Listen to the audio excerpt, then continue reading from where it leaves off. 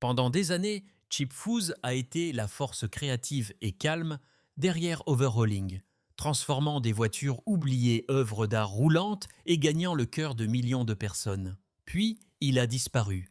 Aucun avertissement, aucune annonce majeure, juste le silence. Les fans se demandaient de pourquoi une personne au sommet du succès quitterait l'émission même qui avait fait de lui un nom connu de tous. Les rumeurs se sont répandues, les théories se sont multipliées, mais Chip est resté est resté silencieux, jusqu'à maintenant. Ce qu'il a finalement révélé sur son départ est troublant et change tout ce que nous pensions savoir sur Overhauling et l'homme derrière cette émission. Plongeons-nous dans le sujet, les racines d'une légende. Bien avant que les téléspectateurs ne le connaissent comme le connaissent comme le génie calme et posé derrière des constructions automobiles époustouflantes, Chip Foose s'est discrètement fait un nom dans le monde du design automobile personnalisé. Né dans une famille où les voitures étaient une forme d'art, Chip a grandi entouré de l'odeur de la graisse et du ronronnement des moteurs. Son père, qui est Sam, était lui-même un constructeur de hot rods, dirigeant un petit atelier de design respecté à Santa Barbara, Californie. Regarder son père travailler a façonné les premières idées de Chip sur l'artisanat, la précision et l'âme d'une voiture. À l'âge de 7 ans, Chip avait déjà commencé à dessiner des voitures. Ses premières influences provenaient de la culture des expositions automobiles du sud de la Californie, où les constructions radicales et l'attention méticuleuse aux détails étaient célébrées. Ce mélange d'instinct artistique et de connaissances mécaniques allait définir tout ce qu'il créait. Après le lycée, Chip a fréquenté l'Art Center College of Design à Pasadena, Californie. Peu après avoir obtenu son diplôme, il a décroché un emploi chez Hot Rods by Boyd, le célèbre atelier de personnalisation dirigé par Boyd Coddington. Ce partenariat s'avérerait à la fois fructueux et formateur. Travailler sous la direction de Boyd a donné à Chip une plateforme pour perfectionner ses compétences dans des environnements à enjeux élevés. Ces conceptions ont commencé à attirer l'attention de l'industrie et, plus important encore, elles étaient intégrées à de vrais véhicules. Sa compréhension des lignes, des formes et de l'héritage automobile l'a fait se démarquer. Chaque voiture qu'il touchait semblait dire quelque chose, non seulement sur la performance, mais aussi sur la personnalité, les rêves et l'identité du propriétaire. Au fur et à mesure que l'atelier de Boyd devenait plus connu grâce à la couverture médiatique et des magazines, le nom de Chip l'était aussi. Mais bien que leur collaboration ait été fructueuse, des tensions seraient apparues coulisses.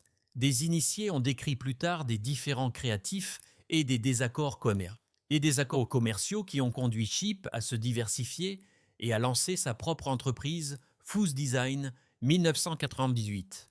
Ce fut une décision cruciale, qui lui permettrait d'avoir un contrôle créatif total sur les projets qu'il entreprenait et un espace pour définir son propre langage de design. Chez Foose Design, Chip a continué à remporter des distinctions pour ses constructions personnalisées. Ses voitures ont commencé à dominer des événements comme le Ridley Award à l'Autorama de Detroit et les événements Good Guys à travers le pays.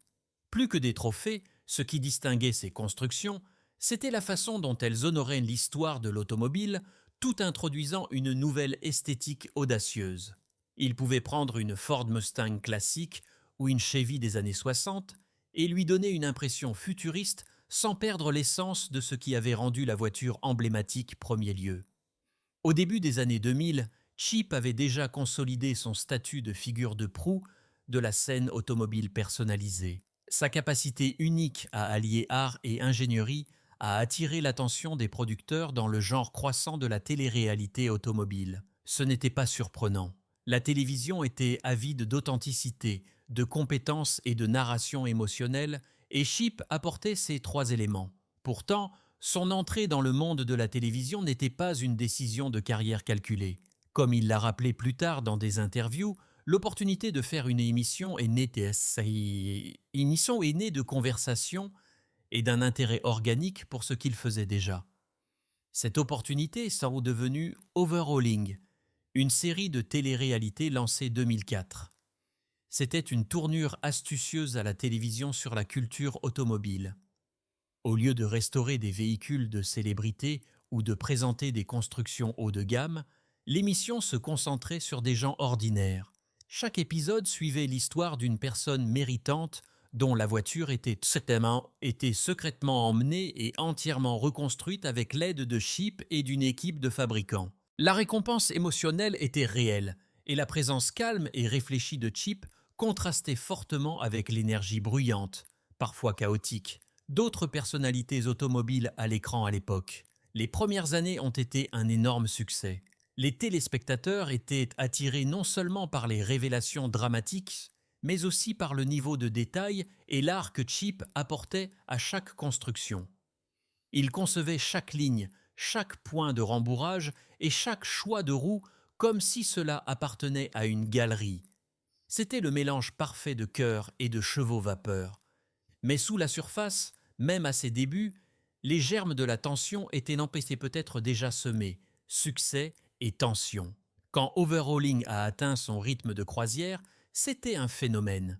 Les téléspectateurs se sont connectés non seulement pour les transformations, mais aussi pour les liens émotionnels bruts au cœur de chaque épisode. Chaque histoire était centrée sur une personne méritante, souvent désignée par des amis ou des membres de la famille qui avaient un fort attachement à un véhicule usé. Qu'il s'agisse de la vieille camionnette d'un père ou d'une voiture classique laissée à rouiller dans un garage, les constructions c'était profondément personnel. Et semaine après semaine, le public a vu ces voitures négliger et transformer pièces d'exposition dans des délais impossibles. Au centre de tout cela se trouvait Chip Foose. Sa vision du design ancrait l'émission. Il n'était jamais la voix la plus forte dans la pièce, mais il n'avait pas besoin de l'être. Sa confiance tranquille, associée à un crayon et un bloc de croquis, faisait avancer chaque projet. Chaque voiture commençait comme une toile vierge et quelques minutes, Chip esquissait un rendu qui capturait non seulement ce que la voiture pouvait être, mais ce qu'elle signifiait pour la personne qui la recevait. Mais même si l'émission semblait transparente à l'écran, la réalité des coulisses était beaucoup plus compliquée. Selon de nombreux initiés de la production et d'anciens membres de l'équipe, l'émission fonctionnait sous une forte pression temporelle. Chaque construction était généralement achevée seulement 7 jours, un calendrier qui, dans le monde de la fabrication personnalisée, frise l'absurde. Ce calendrier serré impliquait de longues heures de travail, souvent de nuit, pour respecter la date limite de livraison pour la grande révélation. Cette pression s'étendait à tous les membres de l'équipe, mais elle pesait particulièrement lourd sur Chip. Contrairement à de nombreuses émissions de télé-réalité où la star n'apparaît qu'à la caméra, il était impliqué dans chaque détail, des croquis conceptuels à la sélection des matériaux, passant par la supervision des modifications et la garantie que le produit final corresponde à la vision. Il était impliqué à tous les niveaux. Maintenir ce niveau d'implication dans des délais aussi courts devenait de plus pénible. Il y avait ensuite la question de l'autonomie créative. Au fur et à mesure que l'émission gagnait popularité, les sponsors s'impliquaient davantage. Les entreprises fournissant des roues, des pneus, des kits de suspension et des pièces de performance ont commencé à s'attendre à ce que leurs produits soient mis avant dans les constructions. Selon les personnes connaissant les décisions de production, il y a eu des moments où les choix de produits étaient moins influencés par l'harmonie du design que par les obligations commerciales. Chip, connu pour donner la priorité à la forme, à la fonction et à l'harmonie, aurait trouvé cela difficile. L'équilibre entre ce qui avait l'air bien et ce qui devait être présenté à la caméra a commencé à changer. La popularité croissante de Sudin-Kessier de l'émission signifiait également des exigences de narration plus élaborées. Les producteurs avaient ces besoins de plus de drame, de plus de farce, de plus d'enjeux émotionnels. L'idée originale, offrir une belle surprise à quelqu'un, a progressivement évolué vers une expérience plus scénarisée avec des mises scènes et des révélations qui semblaient parfois artificielles. Bien que les téléspectateurs ne l'aient peut-être pas remarqué, les proches de la production affirment que les changements ont été ressentis de manière aiguë par Chip et d'autres membres de l'équipe créative. Au moment où Overhauling a été relancé 2012, après une brève interruption, l'industrie avait changé. La télé-réalité était devenue plus grande, plus bruyante et plus commerciale. Et bien que Chip soit revenu pour le redémarrage, ceux qui travaillaient étroite collaboration avec lui ont remarqué une différence. L'enthousiasme de construire pour le plaisir de la narration s'était estompé. Ce qui avait été autrefois une question de faire pleurer les gens des larmes de joie a commencé à ressembler à une machine rapide, polie et de plus éloignée de l'âme de l'artisanat. Malgré ces tensions croissantes, l'émission a conservé sa popularité, les fans ont toujours aimé les révélations réconfortantes et les constructions magnifiques. Mais pour ceux qui étaient coulisses, particulier pour Chip, le poids du succès avait commencé à se déplacer. Ce qui ressemblait autrefois à une plateforme de rêve pour la créativité et l'impact émotionnel devenait de plus difficile à concilier avec les exigences de la télévision de réseau et la conception axée sur les sponsors. À première vue, tout semblait encore parfait, mais ceux qui regardaient de près pouvaient sentir que quelque chose changeait. L'étincelle signature qui avait fait de chaque construction un projet de passion personnelle commençait à vaciller. Chip souriait toujours à la caméra, concevant toujours des véhicules remarquables. Mais la tension sous cette confiance tranquille devenait de plus difficile à cacher. Le point de rupture. Pendant des années, l'image publique de Chip Foose est restée cohérente. Que ce soit à la caméra, lors de salons automobiles ou lors de conférences à travers le pays, il se présentait comme un homme ancré par sa passion.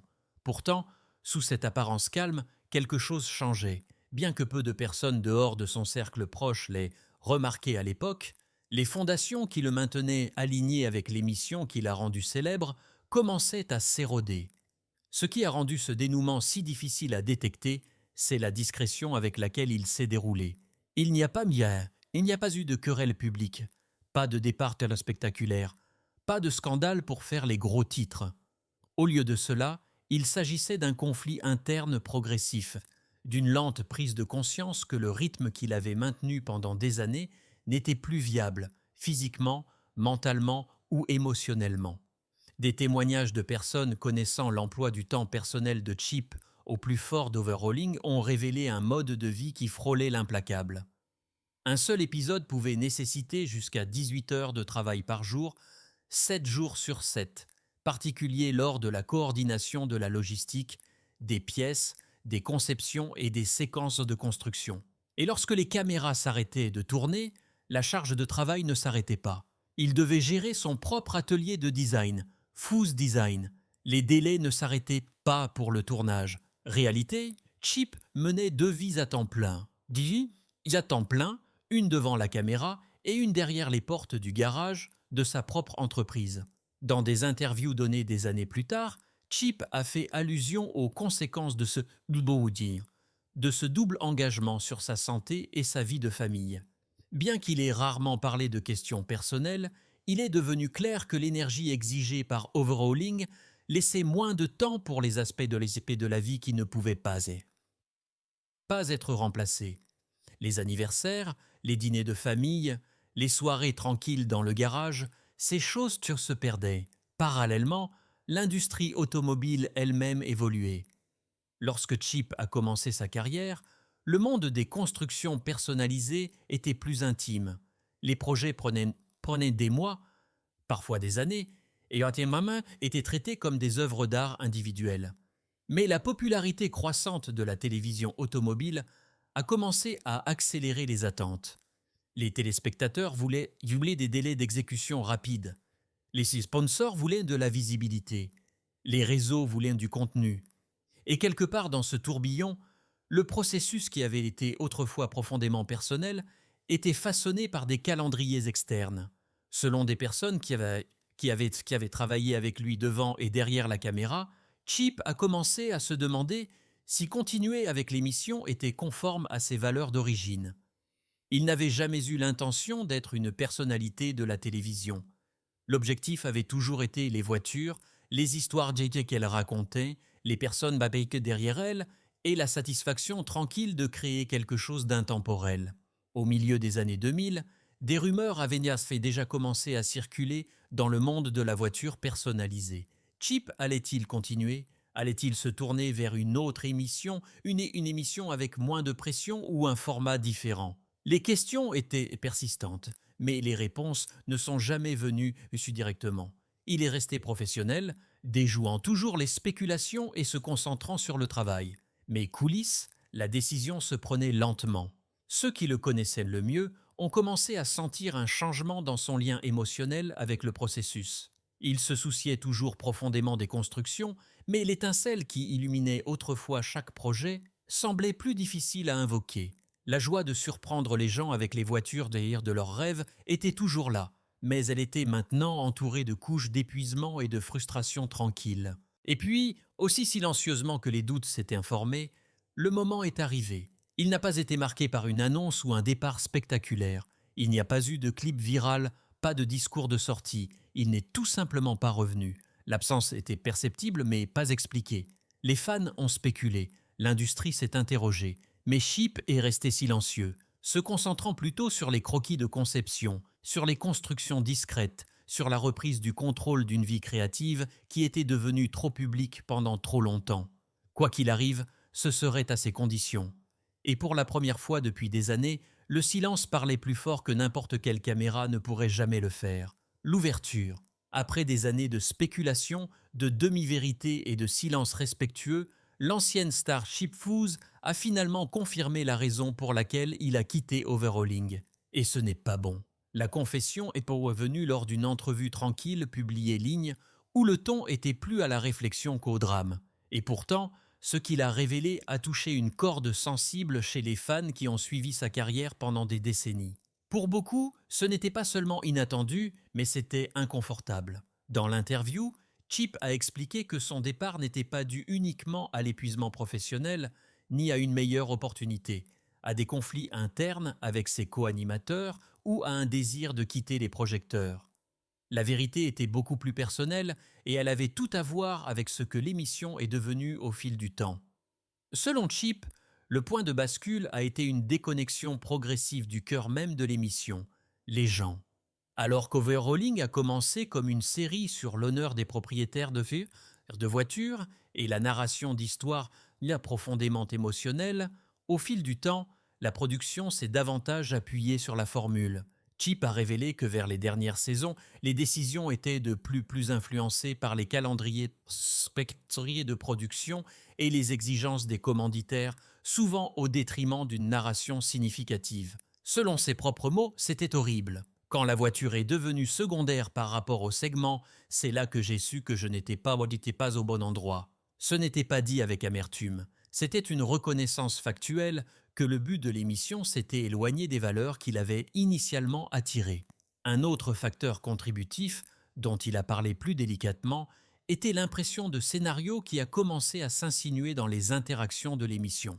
Alors que les premiers épisodes avaient un rythme naturel, les saisons ultérieures les sont devenues, selon lui, la télévision d'abord, les gens ensuite. Certaines réactions étaient répétées, certains moments étaient exagérés. Pour Chip, dont la réputation était bâtie sur l'authenticité, cela présentait un dilemme moral. De plus, il y avait des tensions subtiles avec le côté commercial de la production. Bien qu'il n'ait jamais cité de nom, Chip a laissé entendre que les priorités des dirigeants du réseau ont commencé à éclipser la contribution créative de l'équipe de construction. Il a mentionné qu'on lui avait demandé de promouvoir des produits ou de faire des compromis de conception pour apaiser les commanditaires. Comme l'a résumé plus tard un initié, Chip pouvait concevoir tout ce qu'il voulait tant que c'était peint avec la liste des pièces à l'esprit. Il a également reconnu qu'il n'était pas facile de saler. L'émission avait offert une formidable visibilité à son atelier et avait rehaussé sa position dans l'industrie. Elle avait ouvert des portes à des projets, des partenariats et des opportunités de licence auxquels il n'aurait peut-être jamais eu accès autrement. Mais malgré ces avantages, le coût pour sa liberté créative était devenu trop élevé. Pour les fans qui espéraient qu'il revienne à Overhauling ou qu'il lance une série similaire, l'explication de Chip était une douche froide. Il est parti parce qu'il refusait de laisser l'émission définir son héritage. Il voulait que ses constructions soient reconnues pour leur cœur, pas seulement pour leur puissance. Avec le recul, certains téléspectateurs ont dit qu'ils pouvaient sentir le changement dans les épisodes ultérieurs. Les constructions étaient toujours magnifiques, mais le poids émotionnel, les histoires humaines semblaient d'emblée plus légers. L'étincelle dans les yeux de Chip n'était pas aussi vive. À l'époque, la plupart des gens l'attribuaient à la fatigue. Mais après l'avoir entendu parler, il est devenu clair que quelque chose de beaucoup plus profond se passait. Cette révélation a marqué un moment rare dans l'histoire de la télé-réalité où une star a reconnu les limites de la plateforme, même qui l'a rendue célèbre. C'était un acte de préservation tranquille. Se retirant, Chip a récupéré non seulement son temps et son énergie, mais aussi son intégrité artistique. Et pour beaucoup de ceux qui l'ont suivi, non seulement en tant que personnalité de la télévision, mais tant que concepteur et conteur, cette décision disait long. L'impact. Quand Overhauling est revenu sans Chip Foose, il n'a pas fallu longtemps aux téléspectateurs pour le remarquer. L'absence de ses croquis caractéristiques, de son comportement calme et de sa sensibilité de conception méticuleuse a créé un vide qu'aucune quantité de montage dramatique ou de pièces de haute performance ne pouvait combler. Pour les fans qui avaient suivi l'émission depuis ses premières saisons, quelque chose d'essentiel avait disparu, quelque chose qui ne pouvait être ni reproduit ni remplacé. Bien que l'émission ait fait de son mieux pour maintenir le format de base, le ton était indéniablement différent. Selon des initiés proches de la production, la direction créative avait déjà changé avant le départ de Chip, mais son départ a rendu cette évolution plus visible. Sans sa présence pour ancrer chaque épisode, la série s'est davantage appuyée sur la formule, livrant des voitures à des voitures qui étaient toujours impressionnantes, mais qui manquaient sans doute de la même profondeur et de la même touche personnelle qui les distinguait autrefois. Dehors de l'émission, l'impact s'est fait sentir dans l'ensemble de l'industrie de la voiture personnalisée. Chip avait contribué à légitimer la télévision tant que plateforme pour présenter un artisanat automobile sérieux et pas seulement un divertissement tape à l'œil. Ses conceptions avaient inspiré d'innombrables jeunes constructeurs. Le constructeur à poursuivre une carrière dans le domaine et ses rendus détaillés dessinés à la main étaient devenus emblématiques. Lorsqu'il s'est retiré des projecteurs, cela a créé un vide qu'aucune autre personnalité de la télévision ou constructeur n'a immédiatement comblé. Cependant, cette absence a également créé des opportunités. Certains fabricants et concepteurs y ont vu une chance d'apporter de nouvelles perspectives aux salons automobiles, expérimentant différents formats, histoire et esthétique. Mais même alors, beaucoup ont attribué à Chip l'établissement de la norme. Sa capacité à équilibrer la narration émotionnelle avec la maîtrise technique était devenue une référence à suivre pour les autres. Dans la communauté des passionnés d'automobile, les réactions ont été mitigées. Certains fans de longue date ont exprimé leur déception de le voir ne pas revenir, tandis que d'autres ont admiré sa décision. Sur les forums et lors des salons automobiles, les gens ont débattu pour savoir si la télévision avait dépassé sa voix la plus réfléchie ou si Chip était simplement passé à quelque chose de mieux. Pourtant, un sentiment est resté constant. Le respect.